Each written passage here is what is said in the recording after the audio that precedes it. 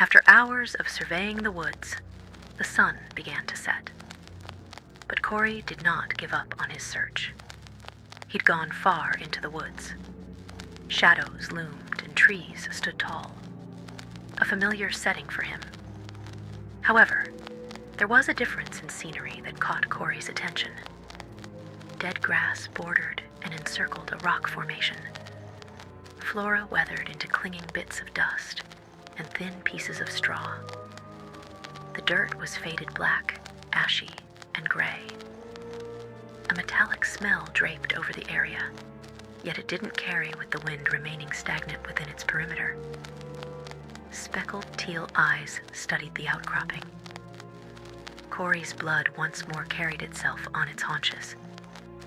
For once, its presence wasn't forcing itself upon Corey, not tearing and biting in for territory, almost like it had learned.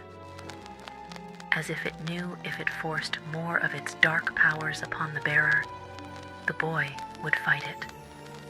The bearer could feel power wrap itself over his form, its chill exuding off him.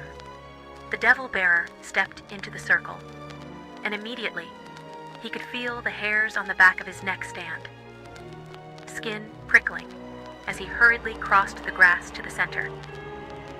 The rock formation resembled the maw of a cave, but large stones gagged and lodged its muzzle shut. The efforts to seal this gaping cavern must have been strenuous.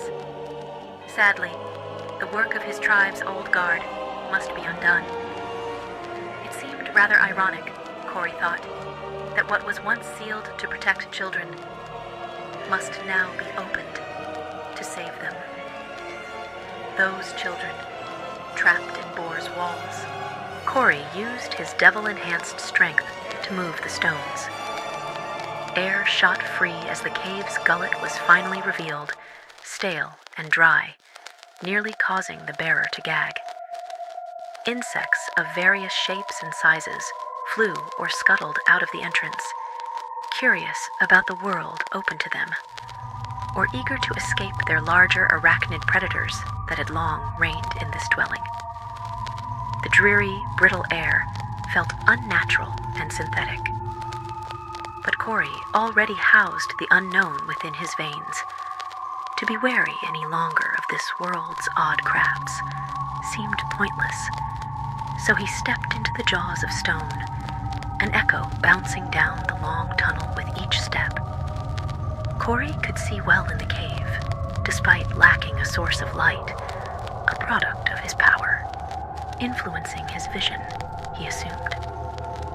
The tunnel sloped downward, deeper into the earth. He moved forward carefully, not wishing to trip as he continued exploring.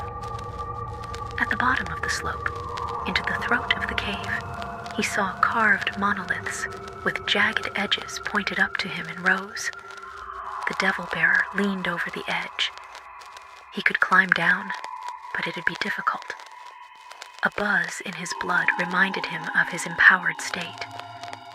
With confidence, Corey leaped down, landing solidly into the center lane between the monoliths, revealing a carved-out hallway that led further in. The large, towering stones all had markings, though indiscernible, with cracks overtaking them. Breaks in the floor were noticed, along with scrapes along the wall. The scrapes resembled claws half a meter wide that traveled to the end of the hall. At the end was a doorway covered in dried blood, both golden and red. Faded sigils marred the floor. Shattered remains of what appeared to be statues. Sigils ran along the carved figures and up to the ceiling like a puppeteer's wire. Faded crimson. More marks coated the walls. Its thrumming energy was seemingly gone. Yet, as Corey's steps echoed across the halls, he felt a spark of something beneath his feet, like a resting beast waiting for a drop of blood to stir it. Vibrations hummed up from his legs to his chest and rattled around in his rib cage before coming to a stop. Each step taken was felt, and the short hallway seemed longer for it. as if the floor pulled his boots in. It took a conscious effort to lift them back up. A vestige of Gal's magics, or perhaps merely his imagination. Eventually, the halls cracked open to reveal several rooms. With a sigh, Corey realized that this would take longer than he hoped. He headed into the nearest room on his left, but stopped right at the doorway. Lined on the edge of the door, scratch marks, small scratch marks.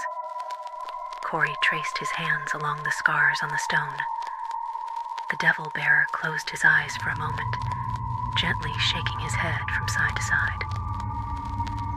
Finally, he forced himself into the room. Barbed fishhooks hung from the ceiling in the center, blood dried along the edges. More small, white-lined marks led from the floor to the center. A bucket was placed under the hooks. Rusted saws, knives, and even a spiked hammer found common in butcheries were all laid around the floor. Seeing as nothing could be gained, Corey left. Going into the room across the hall, quarters, and by the size of the cot, it didn't belong to Gal. There wasn't much in the room, not even a candle to provide the child with light.